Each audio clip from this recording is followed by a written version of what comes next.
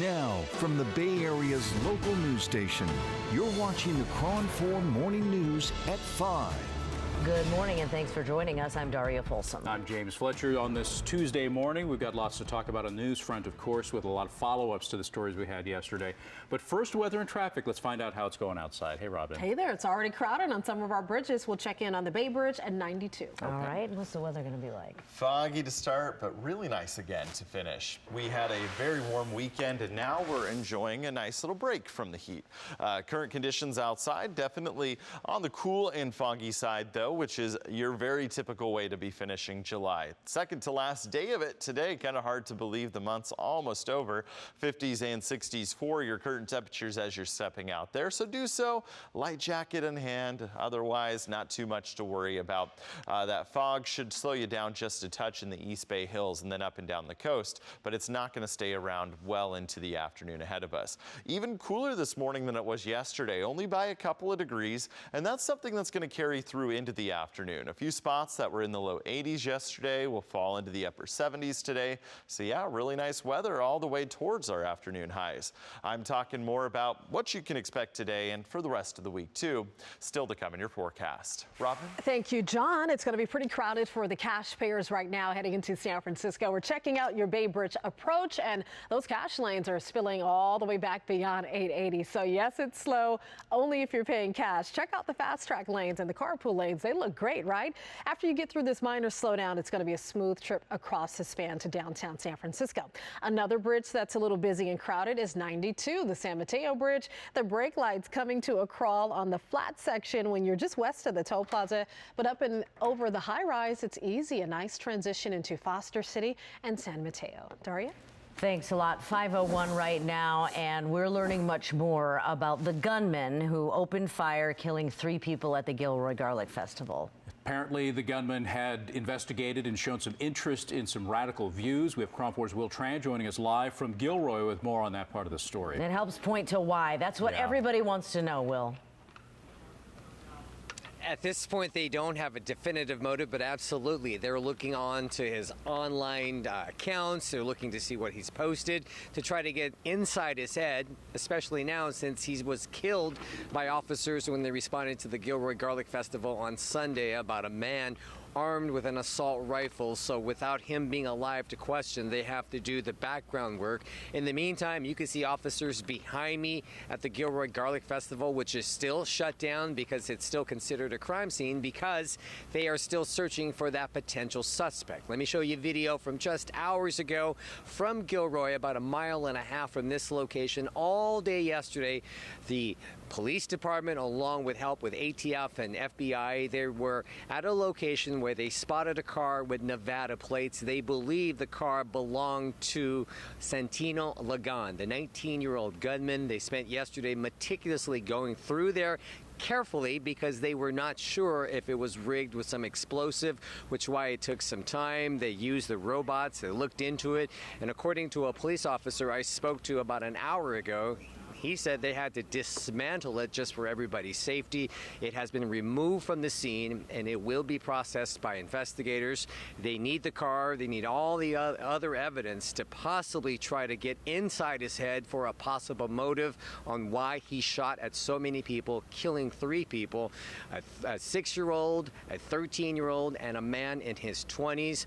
In the meantime, there is still a lot of fear of possibly another person on the loose, a person who might have helped Lagan carry out this massacre. Here's what some people had to say about the possible second suspect. It would be nice to know if they're still looking for a second suspect, only because Gilroy needs to know, are we supposed to be inside? Should we be indoors? What should we be doing at this time? Let's talk about Lagan a little bit. As far as Instagram posts, according to investigators, he posted some works from neo-Nazi with the words "might is right," which is a catchphrase for white supremacy, for neo-Nazi. So they're looking into possibly if he had any affiliation to it. It does not appear that he was a full-on member of any white supremacist group, but they still want to get into his head as far as a possible motive. In the meantime, you can see right behind you the CHP. It's their their turn to man the entrance to the Gilroy Garlic Festival, which the FBI I just saw about 5 minutes ago. They continue to go through here, collecting evidence. No word yet on when this scene will be turned back over to the city of Gilroy. James, Daria. All right, thanks a lot, Will. Well, the community is remembering the victims who were killed at the festival and the people who are still recovering this morning. A family assistance center is in Gilroy for people who need emotional support. Crown 4's Sarah Stinson has more on how the community is honoring the victims. Sarah? Yeah, that Family Wellness Center is right behind me here at Rucker Elementary School. It will act as a wellness center for families in need of grieving and help during this time of grief. But the healing process began last night with 2 vigils. Take a look. One of them was held by the police department, where hundreds of people came out to remember the victims, those 3 people who were killed, and then the people who were injured and still recovering at this time from the Garlic Festival shooting. State and city leaders were among those who attended the vigil. There was another held at St. Mary's Catholic Church, where a special service for the Garlic Festival victims was held. Several people were at that vigil seeking peace and showing community support during this difficult time.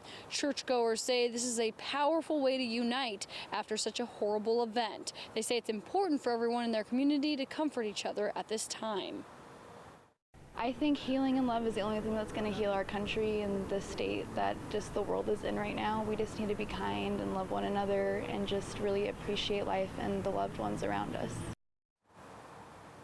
Very important. Now, if you're looking for someone to talk to about this, the Santa Clara DA's office, Red Cross, and County's Behavioral Health Sciences will be here at the Wellness Center at Rutgers Elementary School. It opened last night around 5 o'clock, and it will open back up this morning at 9, and it will go all the way until 10 o'clock at night, so plenty of time for you to go after work or before work, or if you have kids, you know, it's summer, bring them on down, and you can get the help you need. You can get counseling, and they'll be here for you. Anything you need during this time to help you get through this very emotional time.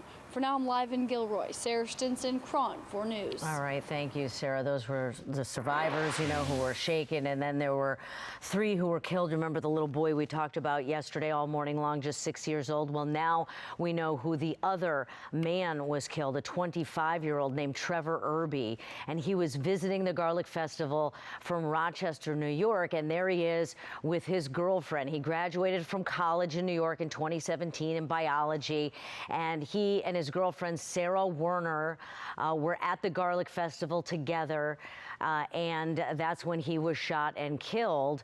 You know, we also told you all about the little boy who was shot and killed as well, and there's a picture again of Stephen Romero, the 6-year-old boy who was killed. And then there is one female who was killed, and she was just 13 years old. 13-year-old Kayla Salazar. The Santa Clara County Coroner's Office is confirming that she was the 3rd victim. She is from San Jose. There is a local business owner who set up a GoFundMe account to support all of the families who lost loved ones in this shooting.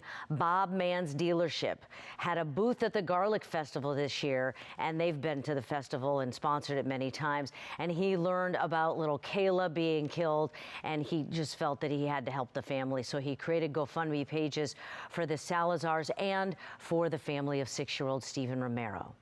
She's from San Jose. She came into Gilroy, your town, and celebrated life and, you know, all the good things you do when you go to a Garlic Festival. Who would ever expect her to be one of the ones that don't get to go home? We created one for her, and thank God that people are seeing it and responding the same way that they responded to little Stephen. So their family has also reached out to me and thanked me, and I go, there's no thank you. It's something I think we're obligated to do. You know, each community from where these victims are from is really trying to support the families. Kayla's parents are planning to organize a vigil for her in the next couple of days so that people can pay their respects. And we're also hearing from the family of a 12-year-old girl who was injured there at the Garlic Festival. 12-year-old Leslie Andres was with her family when the gunman opened fire. She was shot in the leg. The bullet actually passed straight through, so she won't need surgery per se, but she will remain at Valley Medical Center as a precaution as they continue to treat her. She's not talking much. She's really not talking much. which that's kind of concerning. Maybe she doesn't want to like touch the subject. Yeah, so we try asking her stuff, but she's not really saying much. Governor Newsom, who you see there, actually visited Leslie yesterday. He also visited the grandmother of that 6-year-old, Stephen Romero, who was killed in the shooting. Doctors, meanwhile, in the South Bay are sharing what they saw after the shooting. St. Louis Regional Hospital admitted patients with less serious injuries. Patients with more serious injuries were taken to Santa Clara Valley Medical Center, and doctors say as soon as shots were fired at the Garlic Festival on Sunday, first responders and bystanders sprang into action. Had first responders with hospital staff on site who triaged our patients in the field. A lot of our injured and gunshot wound patients were resuscitated by community members. Several were placed in cars immediately within seconds and driven to our hospital. We're happy to say that the patients who came here to access state-of-the-art trauma care are all doing very well. There are still 5 patients at the Santa Clara Valley Medical Center. 3 of them are in serious or fair condition. The condition of the other 2 is unknown. We're still trying to track that down. And we will have continuing coverage of the Garlic Festival shooting throughout this newscast and during our commercial breaks as well on our 24-hour streaming news service, Cron On. You could download that app to get push alerts straight to your phone with updates on this story as we learn more. 5:11 right now, and still ahead, there are many other angles in this story that are still being affected, like gun control laws. State lawmakers are calling on Congress to do more, and we're going to tell you more about that specific gun and where it came from. How did he get a gun that's illegal in California here? And a Bay Area city is facing a lawsuit claiming it violated the state sanctuary law by handing a man over to ICE. Plus, closing arguments are going to begin in the deadly Ghost Ship warehouse fire. And in for another nice day as far as weather goes today. We're in the 50s and 60s right now. Not a bad way to start the morning. I'm talking the rest of the day in your forecast. And of course, I'm tracking your commute. Now we have a full house here at the Bay Bridge Toll Plaza. The cash lanes and fast track lanes are filling in quickly, so leave as early as you can. We'll have more bridge checks after the break.